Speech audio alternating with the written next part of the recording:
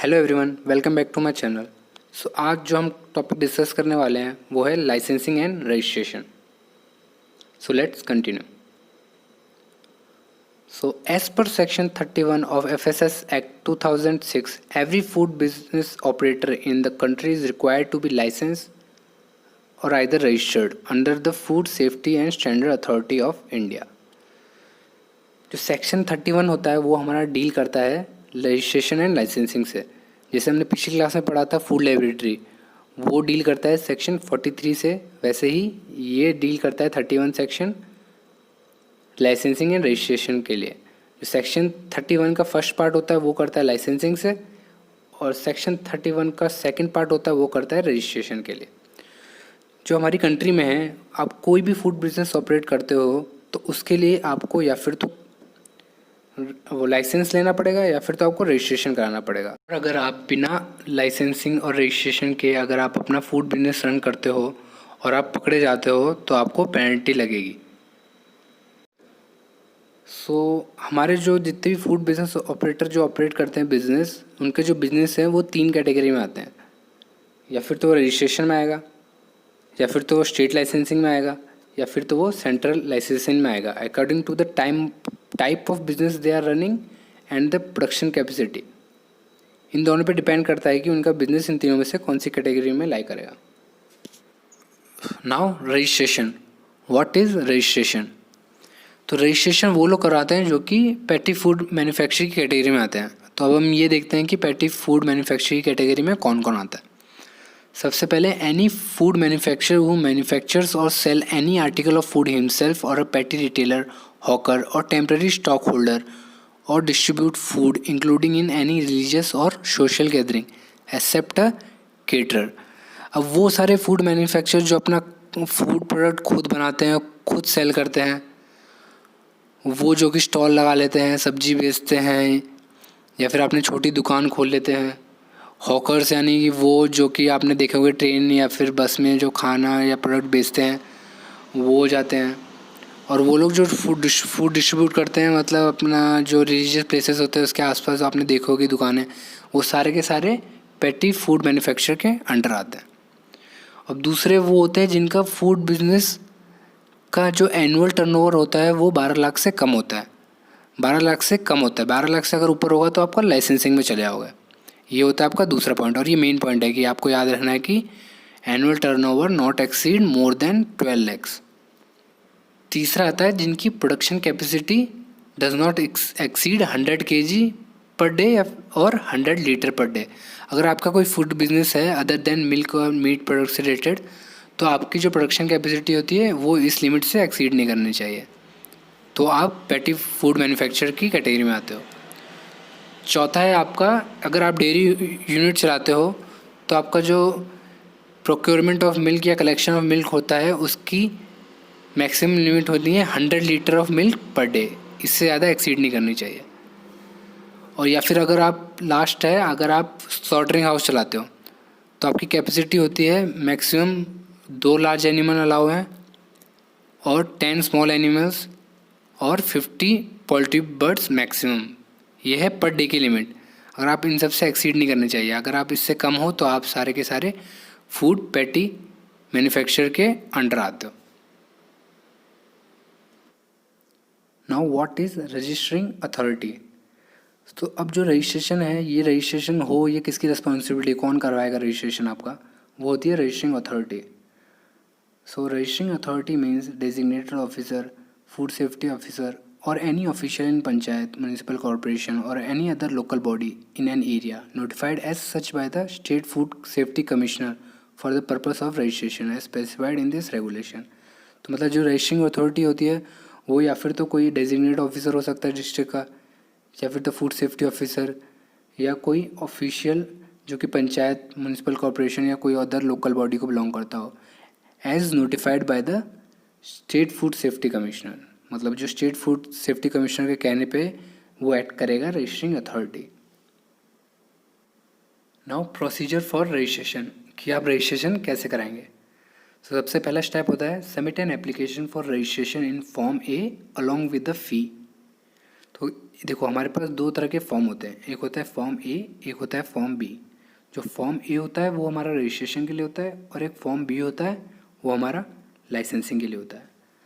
अब सबसे पहले तो हमारा काम है कि हम पहले तो फॉर्म ए सबमिट करें अलॉन्ग विद द फ़ी कितनी होती है रजिस्ट्रेशन की, 100 रुपीज़।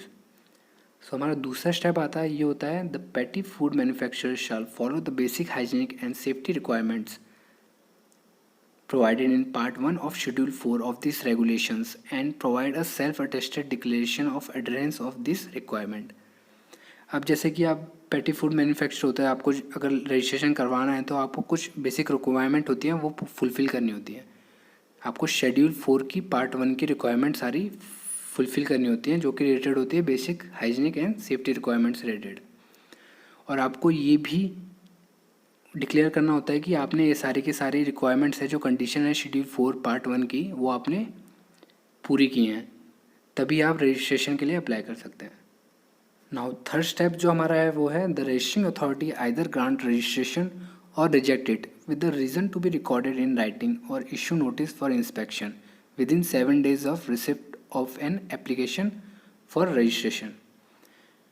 सो जो हमारा तीसरा स्टेप है उसमें क्या होता है कि जैसे आपने फॉर्म सबमिट करा दिया, आपने फॉर्म में भर दिया, आपने फ़ीस दे दी, आपने सबमिट करा दिया, उसके with in 7 days registering authority या फिर तो आपको परमिशन ग्रांट कर देगी, रजिस्ट्रेशन आपको दे देगी, या फिर तो रिजेक्ट कर देगी प्रॉपर रीज़न देके, और साथ में आपको एक नोटिस देगी कि हम आपका इंस्पेक्शन करने वाले हैं।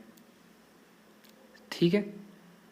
अब जो हमारा फोर्थ स्टेप आता है the registration shall be granted by registering authority after being satisfied with the safety hygienic and sanitary condition of the premises with in a period of 13 days। अब होता है आपको नोटिस दे दिया था इंस्पेक्शन के लिए। आपका फोर्थ स्टेप में ये होता है कि आप जब इंस्पेक्शन करने आता है विद इन 30 days में आपको इंस्पेक्शन करने के लिए आएगा वो, और आपको इंस्पेक्शन करने के लिए आता है वो, और वो देखता है कि सारी रिक्वायरमेंट ये फुलफ़िल कर रहा है, he has been satisfied with the safety hygienic and sanitary condition कि प्रीमाइसेस में सब कुछ सही है, शेड्यूल 4 की प्रॉपर फुलफिलमेंट हो रही है, रिक्वायरमेंट्स की सारी फुलफिलमेंट हो रही है, तो वो आपको रजिस्ट्रेशन प्रोवाइड करता है, तब जाके जब प्रॉपर सेटिस्फाई होता है। द फिफ्थ स्टेप है the registering authority shall issue a registration certificate and a photo identity card which shall be displayed at a prominent place at all time. फिर आपको जब रजिस्ट्रिंग अथॉरिटी आपको एक registration certificate देता है सब कुछ होने के बाद, और एक आपको फ़ोटो आइडेंटिटी कार्ड देता है। ये चीज़ आपको हमेशा आपकी जो प्रीमाइसेस होती है ना, वहाँ हमेशा आपको डिस्प्ले करना है। अब ऐसा नहीं है कि आपने अब रजिस्ट्रेशन सर्टिफिकेट ले लिया, आपने कहीं रख दिया, आपको हमेशा अपने पास रखना है। आपसे कोई पूछे कि आपका रजिस्ट्रेशन कहाँ है तो यू कैन शो दैट, आपके पास वो होना चाहिए। और आपका लास्ट स्टेप है the food safety inspection of the registered establishment should be carry at least once in a year. अब जो रजिस्ट्रिंग अथॉरिटी होती है उनकी एक ड्यूटी होती है कि वो आपका साल में एक बार आपका इंस्पेक्शन करे, जिनको भी उन्होंने रजिस्ट्रेशन प्रोवाइड किया है।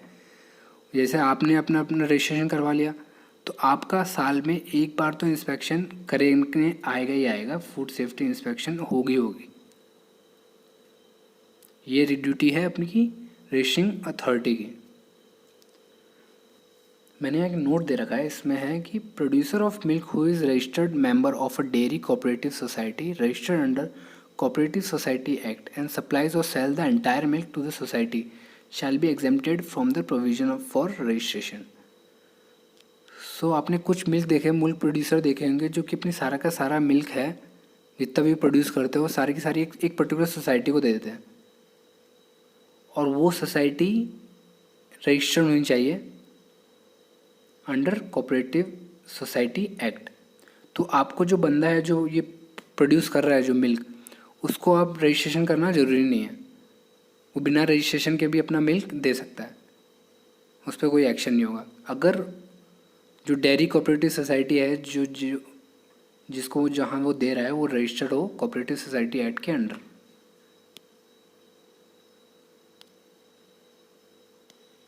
Now documents required for a registration certificate.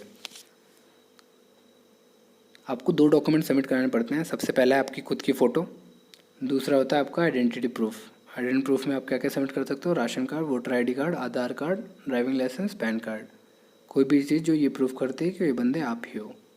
तो ये 2 डॉक्यूमेंट आपको सबमिट करना है। अब मैं ये आ गया है फ्लो चार्ट। मैंने आपको जो पूरा प्रोसेस है, प्रोसीजर फॉर रजिस्ट्रेशन, ये एक फ्लो चार्ट में एक्सप्लेन कर दिया है। तो एक एक करके बताता हूँ आपको। वही सेम, सबसे पहले आपको फॉर्म में भरना है, वो सबमिट कराना है along with the fees 100 rupees.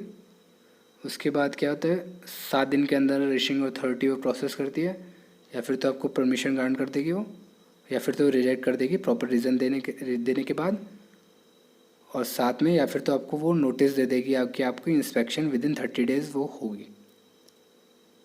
और इंस्पेक्शन होने के बाद एकदम सेटिस्फाई होने के बाद आपको रजिस्ट्रेशन हो जाता है। आपका रजिस्ट्रेशन, रजिस्ट्रिंग अथॉरिटी आपको रजिस्ट्रेशन सर्टिफिकेट प्रोवाइड कर देती है। अब यहाँ देखो, आपको राइट में लिखा है फूड बिजनेस ऑपरेटर में स्टार्ट द बिजनेस, कब कब कर सकती है। एक तो जो आपको विद इन 7 डेज उसने देखा कि आपका सब कुछ है, एवरीथिंग इज़ राइट, एंड उसने आपको परमिशन ग्रांट कर दी। दूसरा तब कि आपके इंस्पेक्शन उन्होंने बोल रखा है बट उनने करा ही नहीं 30 दिन तक, तो आप ये एज्यूम कर सकते हो कि आपका रजिस्ट्रेशन पूरा हो गया and you can start the business as per the regulation. So ये था प्रोसीजर फॉर रजिस्ट्रेशन। सो ये है फॉर्म ए। ये वही फॉर्म है जो हमें स्टार्टिंग में सबमिट करना पड़ता है रजिस्ट्रेशन के पहला स्टेप। सो मैं आपको एक छोटा सा ओवरव्यू दे देता हूँ कि इसमें आपको क्या क्या भरना पड़ता है, ताकि आपको आइडिया लग जाए। सो सबसे पहला होता है काइंड ऑफ बिजनेस, आप किस तरह का बिजनेस रन कर रहे हो। तो ये जैसे कि आप अगर ढाबा रन कर रहे हो तो आप ढाबा में टिक करोगे, आप मिल्क प्रोड्यूसर हो तो आप मिल्क में टिक करोगे। तो जिस तरह का आपका बिजनेस है उस तरह के पे आपको टिक कर देना है। लेफ़्ट साइड में आपको अपनी एक फ़ोटो लगानी है। फिर आपका ए, आपका कंपनी का नाम, अगर आप कंपनी चला रहे हो तो आपका कंपनी का नाम, नहीं तो आपका खुद का नाम। आप आप इंडिविजुअल हो या पार्टनरशिप में हो। फिर आपका सी, आपका कोई आईडी प्रूफ, आपका एड्रेस। फिर ई में आपका लोकेशन और एरिया जहाँ फूड बिजनेस रन करने वाले हो। एफ में आता है आपकी कैटेगरी, कौन सा फूड कैटेगरी आप मैन्युफैक्चर करने वाले हो अपने एरिया में, प्रीमाइसेस में। फिर जी है आपका कि total annual turnover from the food business if existing. अगर आप पहले से कोई बिजनेस कर रहे हो तो आपका एनुअल टर्नओवर कितना है ये आपको यहाँ मेंशन करना है। फिर in case of new business आपने कब स्टार्ट करना है वो डेट डालनी है। फिर आपकी सोर्स ऑफ वाटर कहाँ है, आपका प्राइवेट है, पब्लिक है, ये आपको मेंशन करना है। आप इलेक्ट्रिसिटी यूज़ कर रहे हो नहीं कर रहे हो, आपको ये मेंशन करना है।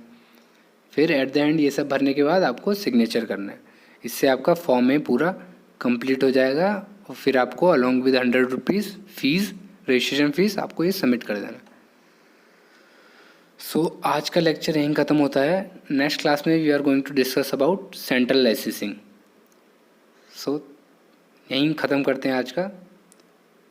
Thank you everyone for watching.